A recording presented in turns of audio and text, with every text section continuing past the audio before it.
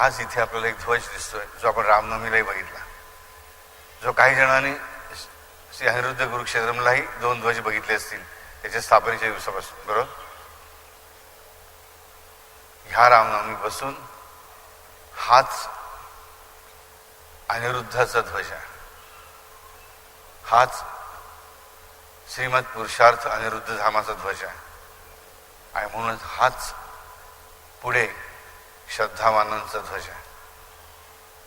आज हा ध्वज इथे तसं बघायचं झालं तर गुरुक्षेत्रामध्ये केव्हाच लावलेला आहे, त्या स्थापने दिवशी.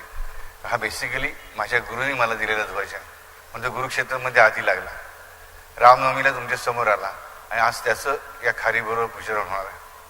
म्हणजेच आज प्रत्येकासाठी सिद्ध होणार आहे, प्रत्येक मनुष्यासाठी, प्रत्येक घरासाठी. गुढीपाडव्याला आम्ही गुढी उभारू, त्या गुढीवर आम्हाला ध्वज पण उभारता आला पाहिजे. कारण या ध्वजावर काय आहे, ह्या ध्वजावर सगळ्यात महत्वाची गोष्ट म्हणजे श्रीमद पुरुषार्थ ग्रंथराजाची मुद्रा आहे आणि महाविष्णूची 4 आयुध आहेत. हा ध्वज आम्हाला गुढीभर उभारता आला पाहिजे. हा ध्वज हा एकमेव ध्वज, हा नीतिवंतांचा, श्रद्धावानांचा, चुकल्या वाकल्यांचा, इव्हन पाप्यांचा, पण ज्यांना सुधारायचं त्यांचा एकमेव आश्रयस्थान असणाऱ्या पुरुषार्थ धामाचा ध्वज आहे.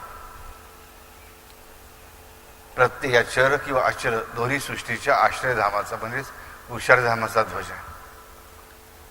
आणि हे जे ग्रंथ, या ग्रंथांमधून जी आम्हाला माहिती मिळते, एक गोष्ट त्याच्यावर या ग्रंथाच्या वाचनाने जो फायदा आम्हाला होतो तो ग्रंथ वाचल्याशिवाय कळत नाही.